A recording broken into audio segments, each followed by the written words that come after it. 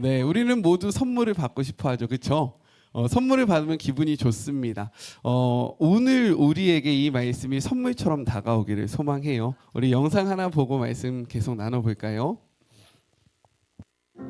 1863년 중국 선교사로 파송받아 상하이에 도착한 토마스.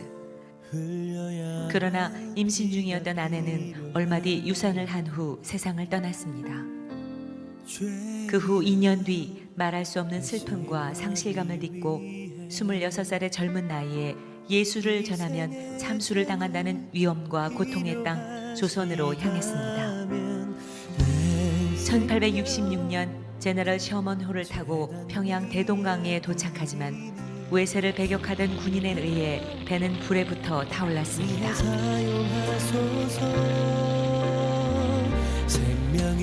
다급해진 토마스는 뱃머리로 올라가 성경을 뿌리기 시작했습니다. 결국 그는 마지막 성경 한 권을 가지고 무트로 올라와 자신을 죽이려는 박충권에게 성경을 건네주려 하지만 거절당했습니다. 그리고 얼마 동안 최후의 기도를 드린 후 그 자리에서 목베임을 당해 순교하였습니다.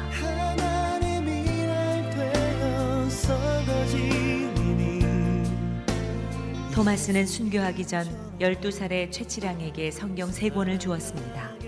그러나 겁이 난 최치량은 이것을 평양 영무주사 박영식에게 건네주었고 박영식은 이 성경 3권을 가져가 자기 집에 도배를 하였습니다. 훗날 최치량은 박영식의 집을 구입해 여관으로 사용하였는데 선교사 마텟과 그램함 리가 복음을 전하기 위해 평양에 찾아와 최치량의 여관에 머물렀습니다. 얼마 후 최치량은 마텟으로부터 세례를 받게 되고 성경을 찢어 도배하던 박영식도 감동을 받아 예수를 믿게 되었습니다. 결국 그의 집이 예배 처소로 쓰이게 되었는데 이것이 바로 평양 최초의 교회인 널다리골 교회입니다.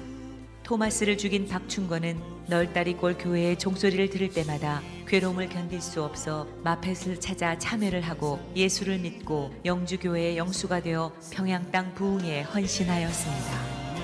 널다리골 교회는 성장하여 장대제 교회가 되고 이후 그 터 위에 더욱 큰 교회를 지었는데 그것이 바로 1907년 놀라운 평양 대부흥운동이 일어난 장대현 교회입니다. 1866년 대동강에서 순교한 한국 최초의 개신교 순교자 로버트 토마스. 복음을 알지 못하는 조선인들을 향해 뜨거운 사랑과 열정을 가졌던 사람. 죽음을 두려워하지 않고 담대히 예수를 전했던 사람. 하나님께서 결코 자신의 죽음을 헛되이 하지 않을 것임을 믿고 기쁨으로 순교한 사람. 그야말로 진정한 예수의 사람, 진실한 크리스천이었습니다. 오늘 우리도 그와 같은 믿음을 갖게 하소서. 나는 크리스천입니다. 우리는 크리스천입니다. 네, 이 영상을 보면 이제 우리 한국의 최초의 순교자 토마스 선교사에 대해서 이야기를 하고 있는데 사실 그 토마스 선교사님께서 하셨던 일은 별로 없습니다.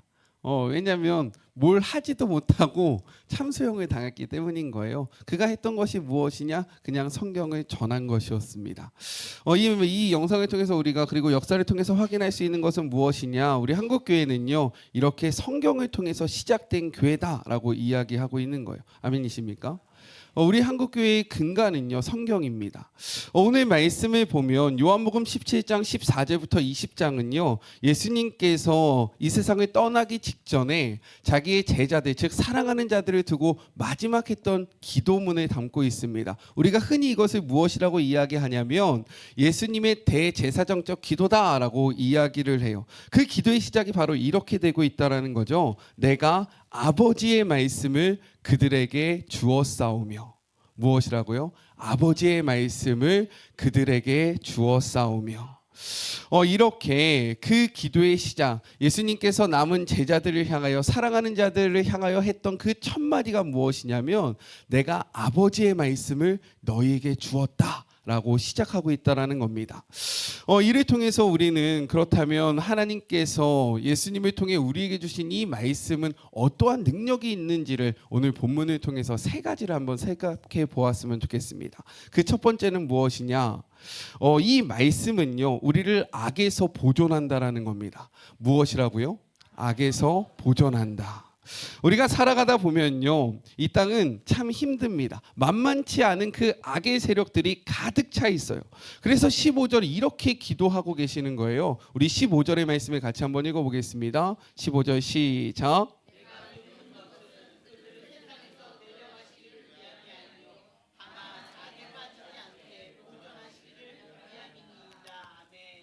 우리는 때로는 그 나라를 소망합니다. 그렇지 않습니까? 빨리 그 나라를 가고 싶다. 왜 이렇게 힘든데 나에게 이러한 삶을 허락하실까라고 이야기할 때가 있어요. 그런데 하나님의 뜻은요, 예수님의 우리를 향한 뜻은요, 우리를 그 나라로 데려가는 것이 아니라 이곳에서 그 나라를 이루게 하시는 것에 있다라는 겁니다. 아멘이십니까?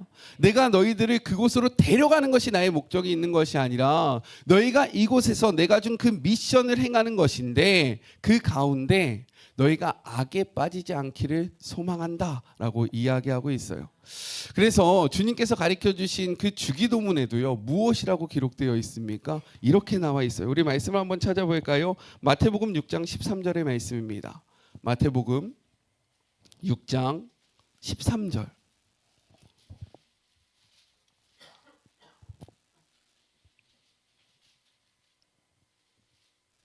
신약 성경 8쪽에 있는 말씀입니다. 마태복음 6장 13절의 말씀 함께 읽겠습니다. 시작.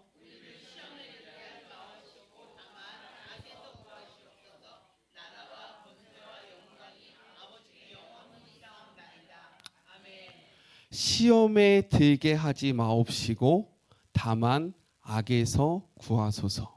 우리가 신앙의 여정을 걸어가다 보면요, 시험에 들 때가 있다라는 거예요. 우리가 신앙의 여정을 걸어가다 보면요, 악에게 걸려 넘어지는 때가 있다라는 겁니다. 그때 우리는 무엇으로 일어나야 합니까? 예수님도요, 시험 당하셨을까요? 안 당하셨을까요?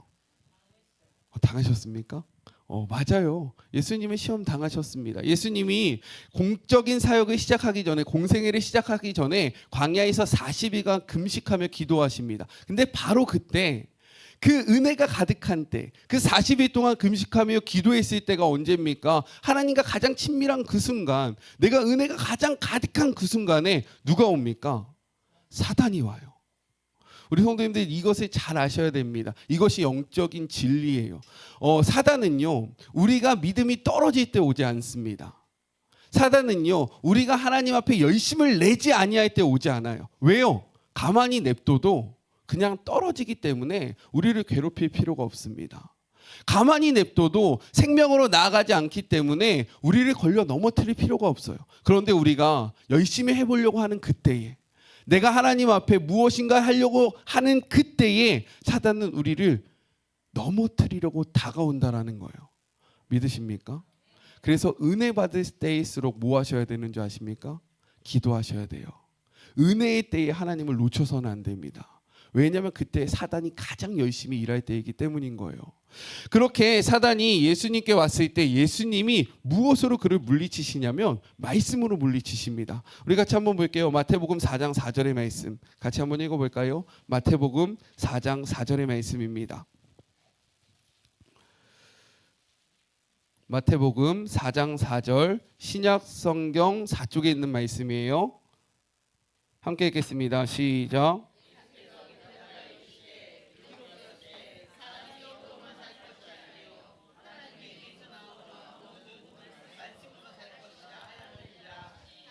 아멘.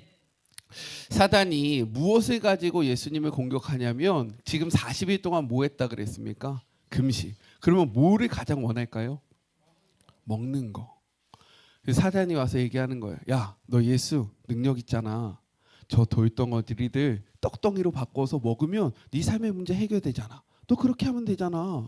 너 그렇게 해 라고 했을 때 예수님이 어떻게 하십니까? 기록되어 되었으되, 이 기록되었으되가 무엇이에요? 예수님이 말씀을 기억하시고 그 말씀으로 얘기하시는 겁니다. 사람이 떡으로만 살 것이 아니요 하나님의 말씀으로 살아야 할 것이다 라고 이야기하면서 그 사단의 공격을 무엇으로 막으십니까? 말씀으로 막으셨다라는 거예요. 여기서 우리가 기억해야 될 것이 있습니다. 사단은요, 오늘도 우리를 걸려 넘어뜨리기 위해서 우는 사자와 같이 우리를 찾고 있다라는 거예요. 자, 말씀해 볼까요? 베드로전서 5장 8절의 말씀. 베드로전서 5장 8절. 신약성경 383쪽에 있는 말씀입니다.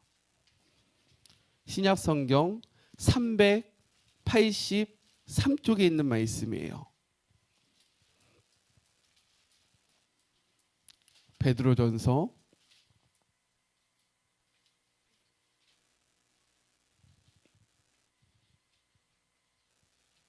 5장 8절, 신약성경 383쪽입니다.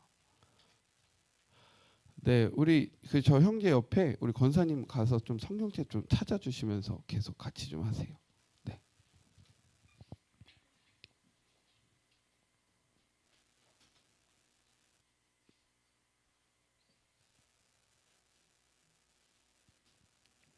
베드로전서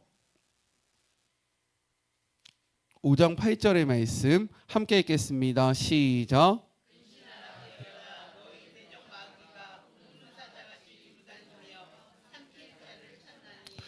여기서 우는 사자는요, 배고픈 상태에 있는 사자를 이야기하는 겁니다. 사자가 먹기 위해서 얼마나 열심히 노력하겠습니까? 자신의 그 생계를 위해서 가장 노력하는 것처럼 사단은요, 우리를 넘어뜨리기 위해서 노력하고 있다라고 이야기하고 있는 거예요. 믿으십니까? 그런데 이 사단은요, 우리가 생각하는 것처럼 우리는 사단에 되게 얕보는 경향이 있는데 사단은 우리보다 전지전능합니다. 네, 되게 안타까운 사건이지만 사단은 우리보다 뛰어나요. 그렇기 때문에 우리의 약함을 너무나도 잘 알고 있고요. 우리가 어느 부분을 치면 넘어지는지를 분명하게 알고 있다라는 거예요. 그래서 사단의 공격은 어디로 오냐면 우리의 가장 약한 부분으로 옵니다. 우리 성도님들, 그렇지 않아요? 내가 강한 부분에서 사단이 나를 공격하면 넘어지겠습니까? 아니에요. 넘어지지 않아요. 그런데 어떤 사람은 재정이 있어서 너무 연약한 거예요. 그러면 사단은 어떻게 우리를 공격합니까?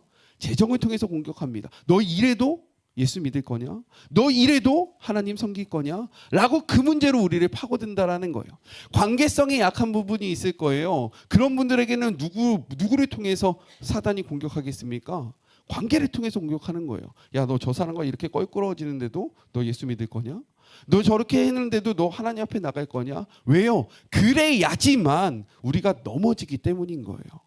우리의 강한 부분을 공격하면요, 우린 절대로 넘어지지 않습니다. 뭐까지 꼬아봐, 내가 이겨내지. 그런데 우리의 약한 부분으로 오니까 우리는 넘어질 수밖에 없다라는 거예요. 그때 우리는 무엇을 해야 합니까? 말씀을 붙잡아야 된다라는 거예요. 왠지 아세요? 성경은 이렇게 기록하고 있기 때문인 거예요. 요한일서 2장 14절의 말씀, 신약성경 389쪽에 있는 말씀입니다. 신약성경 389쪽, 요한일서 2장 14절의 말씀입니다. 신약성경 389쪽에 있는 말씀이에요. 함께 읽겠습니다. 시작.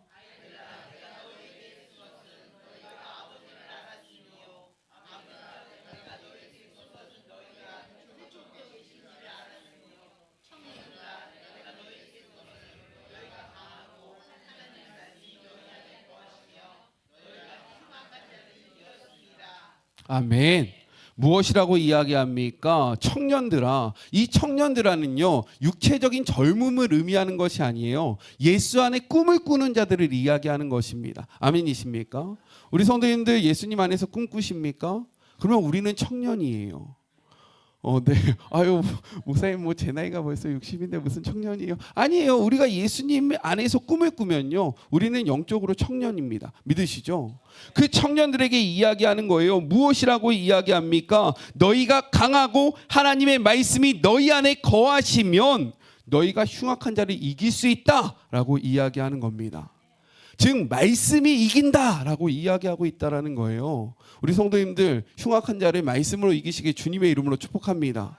우리의 삶의 가장 약한 부분, 우리의 삶을 한 방에 넘어뜨릴 수 있는 그 부분으로 다가오는 사탄을 우리는 말씀으로만 이길 수 있다라는 거예요. 그러니 말씀을 붙잡으셔야 합니다. 설교 시간에 말씀을 들으셔야 돼요. 눈을 뜨셔야 됩니다. 귀를 여셔야 돼요. 그때만 이길 수 있고요. 그때만 살아날 수 있고 그때만 승리할 수 있습니다. 마음이 상하면요, 사단은요 무엇을 가장 못하게 하는지 아십니까? 말씀을 못 듣게 해요. 몸이 있어도 생각을 하지 못하게 하고요, 이 자리에 있어도 그 말씀을 받아들이지 못하게 마음을 닫습니다. 왜요? 말씀이 들어올 때만 이길 수 있는데 그 말씀을 들어오지 못하게 하는 거예요. 우리 사랑하는 성도 여러분, 말씀을 가까이 하십시오. 말씀을 가까이 할 때 이길 수 있는 거예요. 자, 둘째는 무엇이냐? 이 말씀은 우리를 거룩하게 합니다. 무엇이라고요? 소극적인 것은 말씀이 악을 이기는 것이지만 이 말씀의 적극적인 것은 무엇이냐? 우리의 삶을 거룩하게 하는 것입니다. 그렇다면 우리의 삶을 거룩하게 하는 것이 왜 중요합니까? 이것은 하나님의 명령이기 때문인 거예요. 우리 말씀 한번 볼까요? 레위기 20장 26절, 구약 성경 178쪽에 있는 말씀이에요. 레위기 20장 26절의 말씀, 구약 성경 178쪽에 있는 말씀입니다.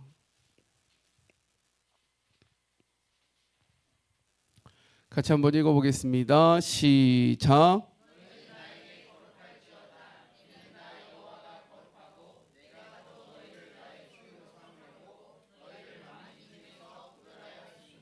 아멘.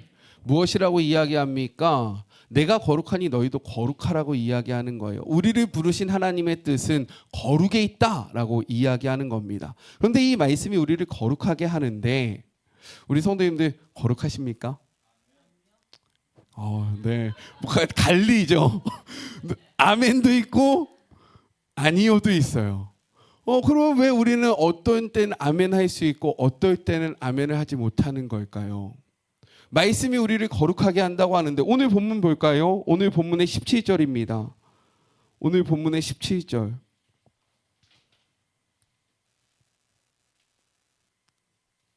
요한복음 17장 17절. 그래서 성경을 찾으실 때 항상 본문은 요 책갈피로 이렇게 끼시고 제가 말씀하시는 것들은 찾으시면 편합니다.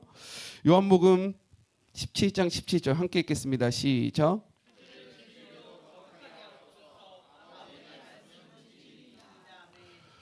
진리로 우리를 거룩하게 하는데 우리는 말씀을 소유하고 있고 말씀을 지금 듣고 있잖아요. 근데 왜 우리는 거룩하지 못할까요? 그 이유가 어디 있냐면 성경은 이렇게 말씀하고 있기 때문인 거예요. 자, 우리 요한계시록 1장 3절의 말씀을 볼까요? 요한계시록 1장 3절. 신약성경 399쪽에 있는 말씀입니다. 요한계시록 1장 3절, 신약성경 399쪽에 있는 말씀이에요.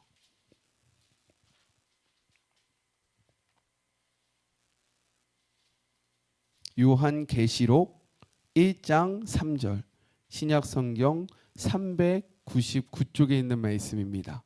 함께 읽겠습니다. 시작.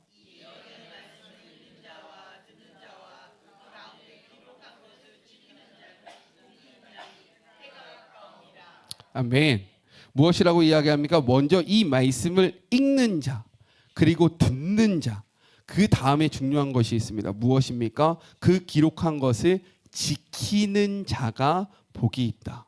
즉, 그 말씀을 듣고 읽고 삶으로 행할 때에 그 거룩이 우리의 삶 속에 찾아온다라고 성경은 이야기하고 있는 겁니다. 그냥 이 말씀을 갖고 있는 것이 우리를 거룩하게 하는 것이 아니라 이 말씀을 눈으로 봤을 때만 우리가 거룩해지는 것이 아니라 이 말씀을 우리가 우리의 삶 속에서 살아갈 때에 우리는 비로소 거룩해질 수 있다라고 성경은 이야기하고 있는 거예요.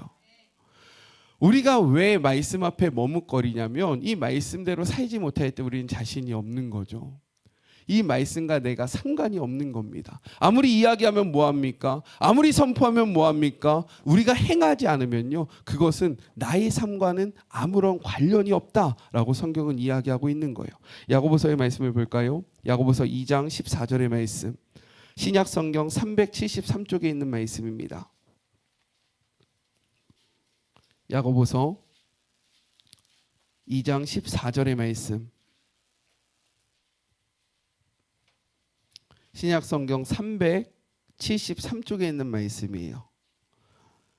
함께 읽겠습니다. 시작.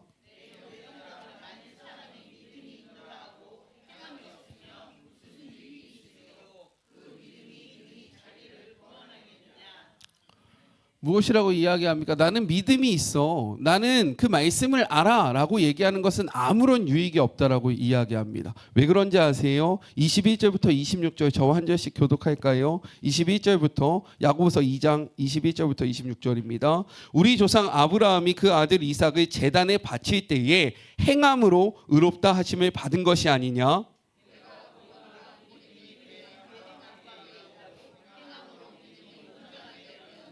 이에 성경에 이른바 아브라함이 하나님을 믿으니 이것을 의로 여기셨다는 말씀이 이루어졌고 그는 하나님의 벗이라 칭함을 받았나니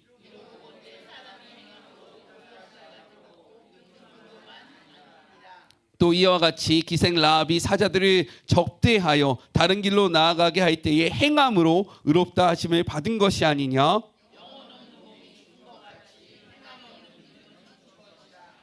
아멘. 우리 한국교회가 많이 욕을 먹었던 이유가 무엇입니까? 한국교회의 머리는 너무 큰 거예요. 말씀을 많이 압니다. 공부도 해요. 우리가 말씀 묵상도 합니다. 그런데 그 말씀을 살아내지 않는 거예요. 하나님이 사랑하라고 이야기했는데 사랑하지 않는 거죠. 하나님이 용서하라고 이야기했는데 용서하지 않는 겁니다. 하나님이 희생하고 섬기라고 이야기했는데 섬기지 않는 거예요. 머리로 아는 것과 살아내는 것은 다릅니다. 아멘이십니까? 우리가 말씀이 우리를 거룩하게 하기 위해서는 그 말씀대로 사는 삶이 너무나도 중요하다는 거예요. 우리 사랑하는 성도 여러분, 주일날 말씀을 듣고 한 가지라도 깨달으셨으면 그 한 가지를 붙잡고 몸부림치면서 살아내시길 주님의 이름으로 축복합니다. 다는 못하실 수 있어요. 30분의 말씀 속에 어떻게 이 말씀대로 다 살아내겠습니까? 한 가지라도 나에게 오시는 말씀이 있으면 그 말씀 붙잡고 몸부림치면서 살아가는 겁니다. 몸부림치면서 살아갈 때에 그 삶이요 거룩으로 우리를 이끈다라는 거예요. 그냥 너는 얘기해라. 나는 나의 삶이 있다. 너는 그냥 이렇게 얘기해라. 그냥 나는 나의 길로 간다. 이것은 하나님과 전혀 상관없는 삶입니다. 몸부림치면서 살아낼 때 거룩을 이룰 수 있습니다. 아멘이십니까? 근데 이것이 좀 어려워요. 몸부림을 쳐야 됩니다. 그냥 이루어지진 않아요. 하지만 이렇게 될 때에 우리의 삶은 달라질 수 있다는 거예요. 아멘이시죠? 말씀이 우리를 거룩하게 하기를 간절히 소망합니다. 말씀대로 살아가시기를 축복합니다. 마지막, 말씀은요 예수님을 믿게 하고 전하게 하기 때문입니다. 예수님은요 이 말씀을 제자들에게 주셨어요. 이 말씀을 누구에게 주셨다고요? 제자들에게 주셨습니다. 그런데 예수님은 마지막 20절 이렇게 말씀하고 있다는 거예요. 우리 20절의 말씀 같이 한번 볼까요? 20절입니다. 오늘 본문의 20절이에요. 함께 읽겠습니다. 시작.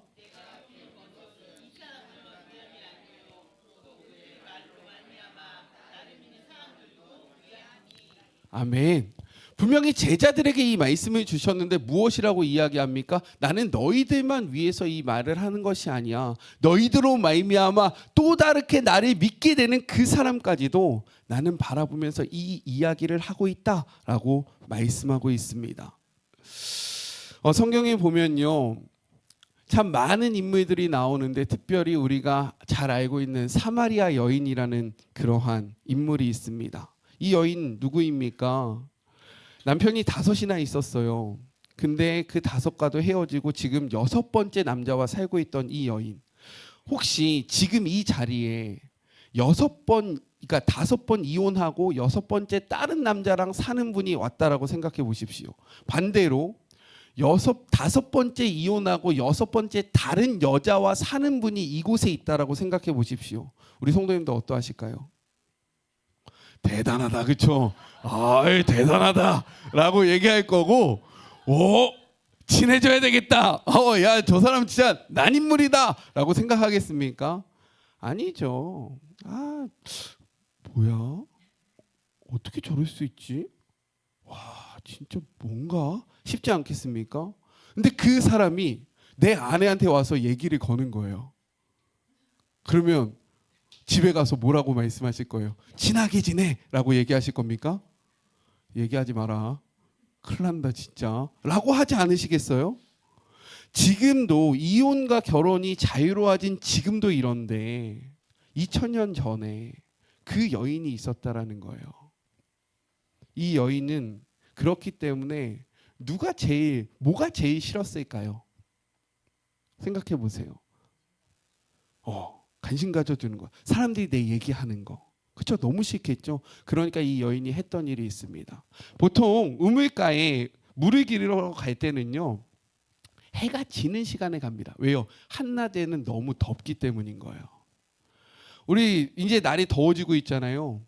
근데 한낮에 일을 하면 어떻습니까? 힘들잖아요. 근데 이 여인은요, 성경에 보니까 제6시, 즉 12시 가장 뜨거운 그 시간에 아무도 없는 우물가로 나아갑니다. 왠지 아세요? 사람들을 만나기가 싫은 거예요. 이 사람들이 나에겐 두려움인 거고요. 이 사람들이 나에게 아픔인 겁니다. 근데 그곳에서요, 그 여인을 기다리셨던 한 분이 계셨어요. 누굽니까? 예수님이에요. 예수님은 그 여인의 상처를 만지십니다. 말씀으로 그 여인을 치유하세요. 그러니까 어떤 일이 벌어졌는지 아십니까? 어떻게 됐을까요? 우리 말씀을 볼까요? 요한복음 4장 28절의 말씀입니다. 요한복음 4장 28절, 신약성경 148쪽에 있는 말씀이에요. 요한복음 4장 28절, 신약성경 148쪽에 있는 말씀입니다. 같이 한번 읽겠습니다. 시작.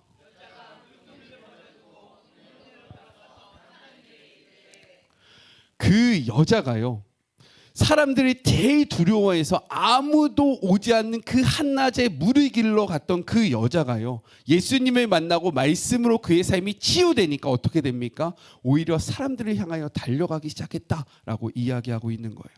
그 다음에 어떤 일을 합니까? 29절에 이렇게 기록되어 있어요. 29절의 말씀입니다. 시작.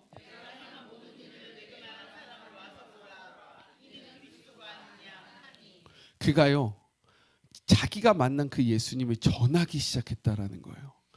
말씀으로 그의 상처가 치유되니까요, 이가 기쁨에 못 이겨서요, 자신이 두려웠던 그 사람들에게 가서, 야, 나에게 이러한 일들이 일어났어 라고 하면서 예수님을 전했다라는 거예요. 그 결과가 뭔지 아십니까? 30절에 이렇게 이야기하고 있어요. 30절의 말씀 함께 읽겠습니다. 시작. 아멘. 그 여인으로 말미암아 그 동네의 사람들이 예수께로 나오는 역사가 일어났다라고 성경은 이야기하고 있습니다. 이렇듯 말씀은요, 우리의 삶에 치유하는 힘이 있어요. 믿으십니까? 그 말씀이 치유되면요, 우리는 어떻게 됩니까? 그 예수를 전하게 되어 있다는 거예요. 저는 이러한 경험을 계속하고 있습니다. 요즘에 정교인 신방 중 아닙니까? 신방을 하기 전에 그 가정을 놓고 그 개인을 놓고 정말 기도를 많이 합니다. 그리고 하나님이 어떠한 말씀을 나누기를 원하실까 고민하다가 주시는 말씀을 가지고 나아가면요, 회복이 일어난다라는 거예요. 이번 주 재천 집사님네 집에서 신방을 했습니다. 두 번째 방문이었어요. 작년에 신방에 이어서 올해 두 번째 방문이었습니다. 그때 하나님이 주셨던 말씀이 있어요. 그 말씀을 선포하고 나누는데요,